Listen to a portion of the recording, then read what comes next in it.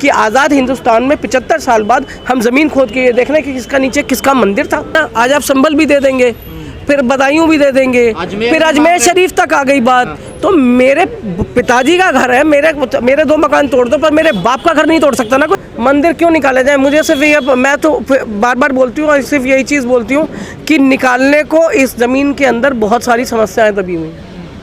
आप पानी साफ दे सकते हैं, आप सड़कें दे सकते हैं, महिलाओं को सुरक्षा दे सकते हैं, बच्चों के लिए अच्छा भविष्य दे सकते हैं। खोद के मंदिर निकाल के क्या मिलने वाला है? तुम रोज आओगे पूजा करने? कौन तुम्हारे में से किसी को पंडित की नौकरी मिल रही है कि तुम्हारे बच्चे इसमें लेबर बनेंगे? क्या करना है वहाँ से निकाल के? आपको ऊपर नहीं जाना, हमको यहाँ से गगनचुंबी इमारत बुर्ज खलीफा देखने हम दुबई जाएंगे, दिल्ली में नहीं बना सकते, हिंदुस्तान में नहीं बन सकता बुर्ज खलीफा, वो यहीं क्यों बनाना है? हम नीचे पाताल में जाते चले जा रहे हैं और हमको इस बात की शर्मिंदगी नहीं है हम कितना नीचे गिर गए हैं। हम दूसरों के वो राम जो अपनी सौतेली माँ के कहने पे 14 वर्ष का वनवास भोग गए, जिसने राजपाट का सुख नहीं भोगा, उस राम को आप नाम लेके आपने बाबरी किया। उसके बाद हर भगवान का नाम लेके हर भगवान ने बहुत त्याग किया, और मुझे लगता है हर धर्म के भगवान ने जो भी उनके ईष्ट हैं, चाहे वो ईसा मसीह हो, चाहे वो मौला अली हो, सब ने अपनी तरफ से बहुत ज़्यादा सेक्रीफाइसेस किए हैं। हम सिख धर्म को देख लें, वहाँ भी सेक्रीफाइसेस हैं, बच्चों की सेक्रीफाइसेस है और ना जाने क्या क्या है, खुद भी लोगों ने झेला है। उन सेक्रीफाइसेस का बदला हम ये दे रहे हैं कि आज़ाद हिंदुस्तान में 75 साल बाद हम ज़मीन खोद के ये देख रहे हैं कि किसका नीचे किसका मंदिर था। मेरे घर में एक मंदिर है, अगर वो कभी किसी दिन बाढ़ भूकंप में दब गया तो क्या मतलब? मेरे बच्चे 30-40 साल बाद कहेंगे कि नहीं जी मेरे मंदिर बना था। कि इस देश में जो देश के लोग हैं वो कितना बोल रहे हैं? कॉन्स्टिट्यूशन कांग्रेस नहीं दिया था, अब बोलने की विपक्ष कितना बोल रहा है? राहुल गांधी बोल रहे हैं, मनोज झा यहाँ बोल के गए हैं। कौन सा नेता नहीं, कौन सी पार्टी का नहीं बोल रहा? क्या तेजस्वी यादव नहीं बोल रहे हैं? क्या अखिलेश यादव नहीं बोल रहे हैं? कौन नहीं बोल रहा है? बोलने को सब बोल रहे हैं, लेकिन मीडिया जो है वो खुदाई में लगा हुआ है। और सारे कैमरे, जो कहना चाहिए कि जो मेन स्ट्रीम मीडिया है वो खुदे हुए को देखने के लिए इतना ज़्यादा नीचे गिर चुका है कि मुझे नहीं लगता कि कभी उस पाताल से जो हमारा मेन स्ट्रीम मीडिया है वो बाहर आएगा। सुदर्शन चक्र मिला है, विष्णु जी की मूर्ति है, तो माना तो जाएगा कि फिर नीचे मंदिर को ही छुपाया गया है। जब भगवान जाते हैं, कौन सा अवशेष छोड़ के जाते हैं भगवान? जब आत्मा अजर अमर है तो उसमें सुदर्शन चक्र क्या कर रहा है? जिसकी आत्मा गई वो तो ऊपर चली गई, या तो यहीं घूम रही है। तो इसका मतलब हम ये कहना चाहते हैं कि जो भी ईष्ट हमारे हैं उनकी आत्मा जो है वो भटक रही है, हमारे भगवान ऊपर तक पहुँचे ही नहीं, ये कहना चाहते हैं। तो जो ज़मीन के अंदर है उसको निकालने की कवायद में जो नीचे जो बीच में रह गया ना, वो अपना स्टैंडर्ड इतना गिरा चुका है, अपनी कह सकते हैं सोच को भी इतना गिरा चुका है कि उसको इस बात से कोई मतलब नहीं पड़ता किसी का खून बह रहा है, कोई बेकसूर जेल के अंदर है। आज उमर खालिद को कितने दिन हो गए, आज खालिद सैफ़ी को कितने दिन हो गए, शर्जील इमाम, उसकी बहन, मैं बहुत बहुत बधाई देती हूँ उन पेरेंट्स को जिन्होंने शर्जील इमाम के जेल में होने के बावजूद अपनी बेटी को एनकरेज किया, और आज वो जो बिहार सिविल सर्विस में जो है अब वो जज बन रही है।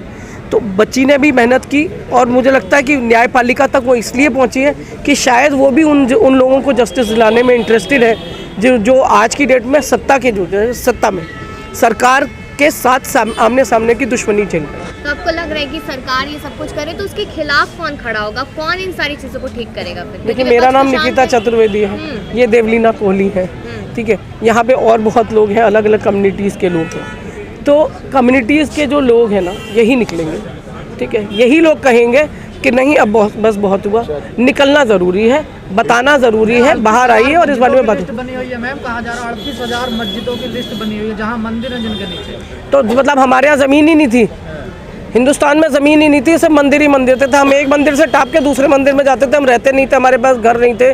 मतलब ये जितने किले जो बने हुए हैं इन सबको भी खोद के नीचे देख लेना चाहिए। मैं अगर ये कह दूं कि इस प्रेस क्लब ऑफ इंडिया के नीचे हरम है तो वो इसको भी खोद लेंगे, उन्हें मंदिर से मतलब नहीं है। हरम था जब बहुत सारी रानियां रहती थी, तो वो था तो वो इसको भी खोद देंगे। नहीं, वो मस्जिदों के नीचे नहीं, वो मस्जिदों के नीचे, उन्हें सिर्फ खुदाई से मतलब है। जहाँ जेसीबी की खुदाई देखने के लिए 1000 आदमी मोबाइल लेके खड़ा है, आप सोचो उसको ये खुदाई देखने में भी बहुत मजा आएगा। मौलाना कह रहे हैं अक्षरधाम मंदिर के नीचे मस्जिद है हमारी, सभी खुदवाओ। तो खुदवा ले, वो भी खुदवा ले। मैं तो कह रही हूँ जिसको खुदाई करवानी है वो खुदवा ले। लेकिन जब इतने पेड़, आप आज ग्लोबल वार्मिंग झेल रहे हैं, जहाँ खुदाई करवाते जाएं वहाँ पेड़ लगाते जाएं, जितना आप खोद रहे हैं वहाँ पे नीचे तक जाइए, बीज बोइए और हरी भरी। मुझे नहीं लगता कि इतनी खुदाई की जरूरत है। मुझे लगता है कि कोर्ट को भी अब आगे आके संज्ञान ले लेना चाहिए कि बहुत हो गई खुदाई, अब इसके आगे जो है कुछ बनेगा तभी यहाँ पे आप नींव डालेंगे, तभी खोदेंगे। आप नीचे से जो है ना भूत और वर्तमान को निकालने के लिए नहीं खोदा जाएगा। देखिए, आप बाबरी दे दी थी तो आपने जब बाबरी दे दी तो आप उनको लगा कि शायद ये मान ही गए, ठीक है, बाबरी, जबकि हम मुझे लगता है कि इस देश का हर मुसलमान नहीं और हर देशवासी ये चाह रहा था कि इस मुद्दे का जो हल है वो बड़ी आसानी से निकल आए और न लड़ाई झगड़ा हो, न खून खराबा हो। पर जो जिस मौन के साथ सभी समाज ने इसको स्वीकार लिया, वो जो है वो शायद उनसे गलती हो गई। उन्हें ये कहना चाहिए था कि बाबरी तो क्योंकि नेशनल इशू ऑलरेडी था, इसके बाद बाकी चीज़ों का नेशनल इशू नहीं बनने दिया जाए। संभल कितने लोग जाते हैं, कितने लोग संभल को जानते हैं, कितने लोग बदायूं को जानते थे, ठीक है। तो आप खोद के वहाँ से मुद्दे निकाल के ला रहे हैं जहाँ पे जिनके बारे में कभी चर्चा नहीं हुई, जिनके बारे में कभी बात नहीं हुई। देखिए, देश इतना बड़ा है और हर जगह, और अच्छा सबसे बड़ी बात क्या है कि जब आप लोगों को वहाँ से निकाल रहे हैं और आप ये कह रहे हैं कि मस्जिद के नीचे मंदिर मिल रहा है, इसका मतलब है कि जहाँ जहाँ मस्जिद है वहाँ मुसलमान भी रहे होंगे ना। 400 साल पुरानी मंदिर है, 500 साल पुराना मस्जिद है, उनके नीचे से अगर आपको अपने भगवान के अवशेष मिल रहे हैं उनके होने के, तो इसका मतलब ये है कि वहाँ भी मुसलमान था। जब आप उनको शिमला से निकालते हैं, जब आप उत्तराखंड से निकालते हैं, जब उन्हें आप दूसरी जगहों से निकालने की बात करते हैं कि उत्तर प्रदेश में नहीं रहने दिया जाएगा, तो जब आप ऐसी जगहों से उन्हें निकाल रहे होते हैं तब आपको इस बात का वो भी रखना चाहिए कि जब वो नीचे दबे हुए अवशेषों में जब उनको ढूंढा जा रहा है तो ऊपर जो इमारत खड़ी है ये उन्हीं की बनाई हुई है ना। तो यानी 500 साल पहले भी वो आए थे, इसका मतलब वो भारतवासी हैं। मैं कहीं किसी दूसरे के गांव जाके अपनी इमारत तो नहीं बना के आऊँगा ना, मैं यहीं बनाऊँगा ना जो कुछ मुझे बनाना है। और अगर मैं अपनी ही जगह पे कुछ बना रहा हूँ, और सबसे बड़ी बात यह है कि वहाँ का जो दूसरा समाज है, चाहे वो हिंदू हो चाहे वो जैन हो, वो दूसरे कम्युनिटीज़ के लोग रहे होंगे और उन्होंने अगर उस टाइम पे उसके बारे में कोई विरोध नहीं किया, तो आज जो स्थिति बना रही है सरकार बना रही है। उत्तर प्रदेश का चुनाव सर के ऊपर है, उसे जीतने के लिए बुलडोज़र बाबा काम नहीं आ रहे। लोकसभा में सीटें कम हो चुकी हैं और उत्तर प्रदेश का भी प्रदर्शन बहुत खराब रहा है। तो सीधी बात है कि राजनीति को चमकाए रखने के लिए ये ऐसे मुद्दे बहुत ज़रूरी हैं कि उत्तर प्रदेश में धर्म बुरी तरह चलता है। संभल का जब मामला शुरू हुआ तब तो चुनाव नहीं था, मतलब नहीं, अरे संभल में जो मुद्दे निकाले गए अब ये लंबे चलेंगे ना। आप अडानी वाला मैटर जो है वो इतना स्ट्रॉन्ग मैटर है और उसको दबाने के लिए किसी के यहाँ मतलब आपको हजार जो है गांजा है, हशीश है, आपको हेरोइन मिल रही है वहाँ पे, और किसी के पास इतना 20 रुपए का पैकेट निकल आता है तब तो नमक का आप उसको उठा के ले जाते हैं। इतना बड़ा वो है और आप कोई एक्शन नहीं ले रहे हैं। अमेरिका जैसा आपका दोस्त ये इल्ज़ाम लगा रहा है, अब आप कह रहे हैं नहीं ये भी गलत है, तो वो है कि बगल में खड़ा दोस्त ज़्यादा इम्पोर्टेंट है। आज उसको धारा भी दी है, कल उसे देश देना है। लेकिन मैम मुसलमान क्या करे, उसको क्या मुसलमान को सिर्फ ये करना चाहिए कि जहां अपने अधिकार के लिए लड़ना है लड़ता रहे, कोर्ट में खड़ा रहे, सरकार के सामने भी सीना तान के खड़ा रहे और अपने बच्चों को एजुकेट करते रहे। जब तक आप एजुकेटेड रहेंगे, आप एजुकेशन आपकी रहेगी। तो पढ़े हुए नहीं है मुसलमान, मैं ये नहीं कह रही हूँ, आप मेरी बात को इधर उधर मत ले जाए, पहले बात का मतलब समझो। बात का मतलब ये है कि एजुकेट करने का खुद को ये मतलब है कि जब आप हक की लड़ाई लड़े, आपको पता है मुझे कहाँ तक लड़ना है। और आप जब एक स्टैंड ले लेते हैं, जब आप एक मुकाम पे होते हैं, तो आपसे बहस करने वाले लोग कम होते हैं। तो वो मुकाम अगर मुसलमान आज हासिल कर लेता है तो सामने से दोयम दर्जे की लड़ाई नहीं लड़ेगा। वो दूसरे स्टेटस का नागरिक नहीं है इस देश का। वो जिस स्टेटस पे मैं खड़ी हूँ उसी स्टेटस में वो मुसलमान भी खड़ा है। ये बात तभी उसको वो हक से कह पाएगा।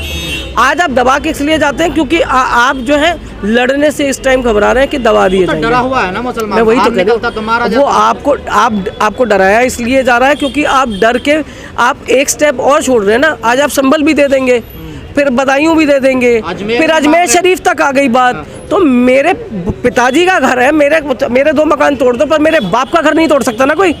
अजमेर शरीफ जो है किसकी क्या है उस दरगाह? क्या वो सारी कम्युनिटीज़ की दरगाह नहीं है? क्या सब लोग जाके मत्था नहीं टेकते? तो अगर सभी लोग जा रहे हैं तो ये वो लोग जिनकी आस्था उससे जुड़ी है, चाहे वो हिंदू हो, मुसलमान हो, जैन हो, सिख हो, पारसी हो, कोई भी हो। लेकिन वो वहाँ एक बार अगर दर्शन करने गया है और उसने वहाँ पे चाहे चादर चढ़ाई है, चाहे हाथ जोड़ के भगवान से कुछ मांगा है, तो ये उसका भी राइट है कि इस टाइम खड़ा हो। अंबेडकरवादी कह रहे हैं थोड़ा लागू खोदो इनको, लागू, इसमें बुद्ध निकलेंगे नीचे। मैं कह रही हूँ आप कितना भी खोद दीजिए, कोई ना कोई तो निकलेगा, पर हम ऊपर कितना जाएंगे ये कौन तय करेगा? हमारी 40 माले की बिल्डिंग, मैं वही तो कह रही हूँ, आगे जाएगा। आपको दुबई जाना है, वो मुसलमानों का देश है, आप वहाँ तक जाके शॉपिंग कराते हैं, गोल्ड खरीद आते हैं, वहाँ जाके बुर्ज खलीफा देख के आप ये सोचते हैं कि ये जो है ये सक्सेस स्टोरी होती है एक देश की। लेकिन दिल्ली आके आपको ये नहीं करना है, आपको संभल में ये नहीं करना है, आपको अजमेर में ये नहीं करना है, कह रहे हैं कि वहाँ पे भी ऐसे ही, वहाँ जाके निकाल के देख लें, एक बार कर दें, फिर वो जितना तेल आता है ना, यहीं तेल निकलेंगे सब। रिश्तेदार भी तो हैं इनके मुसलमान कुछ। देखिए मेरे को ये नहीं पता किसके क्या रिश्तेदार या क्या कुछ है, मैं सिर्फ एक चीज़ जानती हूँ, जिन्होंने दामाद बना लिए मुसलमान वो कुछ नहीं कहते हैं, ठीक है, क्योंकि उनको पता है उनकी बेटियां भी घर जाके मुसलमानों के यही खरोड़े का सूप बना रही होंगी, सुप्रीम कोर्ट गया मामला, लेकिन वहाँ पर सिर्फ सर्वे को लेकर के संभल पर जो निचली अदालत पे है उस पर कार्रवाई पर रोक लगी, लेकिन 1991 का जिक्र नहीं हुआ कहीं। अभी एक भाई ने मुझसे पूछा कि न्याय की देवी के आंखों से पट्टी हट गई है। पहले न्याय की देवी के आंखों पे पट्टी थी तो उसको ये नहीं पता था मेरे सामने वादी कौन है, प्रतिवादी कौन है। अब वो कपड़े से पहचान रही हैं, अब वो प्रेजेंस से पहचान रही हैं, अब वो ये देख रही हैं कि कौन हिंदू है कौन मुसलमान है, कौन है जो दब जाएगा। आपको दबे हुए और जो आपसे न्याय मांग रहा है, एक दबा हुआ व्यक्ति जब आपसे न्याय मांगता है और जब सरकार आपके सामने खड़े होकर कहती नहीं ये करना है, तो अब वो देख पा रही हैं, इसीलिए ये पट्टी हटाई गई है कि अब वो देख के फैसला करेंगी कि मुझे न्याय जो है सच की तरफ देना है या पावर की तरफ। तो उम्मीद नहीं है सुप्रीम कोर्ट से भी? मुझे उम्मीद, देखिए अगर चंद्रचूड़ गोगोई जैसे लोग जो हैं वो कुछ अच्छा कर जाते, जिस तरह की बात वो लोग करके गए हैं उसने नाउम्मीद किया है, लेकिन नाउम्मीदी इस देश की जनता जो है, जो जनता है वही इसको तय कर सकती है। जब आपका वोट का टाइम आए आप वोट कीजिए, जब आपकी सरकारें जो है, जिस तरह से लोग वहाँ पे, अभी मैंने देखा महाराष्ट्र में भी कई जगह लोग प्रदर्शन कर रहे हैं कि हमने वोट जो है इस प्रत्याशी के लिए किया, ये नहीं हुआ। अब वहाँ पे बैलेट पेपर से लोग अपने आप जो है वो इलेक्शन करा रहे हैं, ठीक है। तो जनता जब तक खुद सर्वा बन के आगे नहीं आएगी तो हमें भी इंतजार करना होगा कि टीवी पे एक फैसला आएगा, हम उसे मानेंगे। आज यही मुद्दा है मंदिर मस्जिद, क्या और कोई मुद्दा अब लग रहा है देश में बचा है या फिर यही अब रह गया है? नहीं, नहीं हिस्ट्री खंगाले, पर हिस्ट्री उससे पूछे ना जिसने हिस्ट्री पढ़ी हो, जिसने हिस्ट्री पढ़ी हो। अब किसान को हिस्ट्री पढ़ाएंगे, वो अगर वो सब कुछ छोड़ के, खेत छोड़ के हिस्ट्री पढ़ने लग जाएगा, आप खोद दीजिए उसकी जमीन, आप उसके जमीन खोद के, अनाज हटा के नीचे मस्जिद मंदिर निकाल लीजिए, रोटी कहाँ से खाएंगे? लेकिन वकील कह रहे हैं सर्वे में दिक्कत क्या है, सर्वे करा के कम से कम अगर उनको लगता है, क्यों कराना है सर्वे? मुझे क्यों कराना है सर्वे, क्यों कराना है? जब आपका संविधान आपको एक बार ये देखिए, पूजा का अधिकार सबका अपना था, और जो हमारे धर्म के स्ट्रक्चर्स थे वो जहाँ थे उनको वैसे ही रहना था। बार बार खोद के, बार बार हिस्ट्री की क्लासेस लगाइए, लोगों को इतिहास पढ़ाइए, लोगों को ये बताइए कि औरंगजेब जो है ना वो सिर्फ लोगों का जो दमन नहीं करता था, उसने लोगों के लिए अच्छे काम भी किए। आपको ये भी कहना है कि आज़ादी की लड़ाई में जब जो लड़ रहा था उसमें 800 साल जब मुगल शासन में मुसलमानों के राज में जो कुछ हिंदुस्तान ने बनाया था वो उसे 200 साल में अंग्रेज़ लूट के गए। अंग्रेज़ों के जाने के बाद का 1947 के बाद का जो देश है, जो जवाहरलाल नेहरू के 17 साल के गवर्नेंस और उसके बाद की सरकारों ने बनाया, उसमें अटल बिहारी वाजपेयी भी थे, उसमें आई के गुजराल भी थे, उसमें चंद्रशेखर भी थे, बहुत सारे लोगों का योगदान है। उसको न नकारते हुए स्वेच्छा से ये सरकार जिस दिन ये सोच लेगी कि जो जहाँ है उसको वैसे ही रहने दिया जाए, लोगों के भावनाओं से खेलने का अब टाइम नहीं है। लोगों को आपने नरभक्षी बना दिया है, कोई किसी को कहीं भी चाटा मार देता है, कहीं भी काट देता है। आप कहते हैं ये नदीम भाई का जो ये वीडियो है इस पे आपत्ति है आपको, और आप ये कह रहे हैं कि नदीम खान के इस वीडियो को में हेट्रेड है, इस वीडियो में आप जो है लोगों की जो भावनाएं उन्हें भड़का रहे हैं।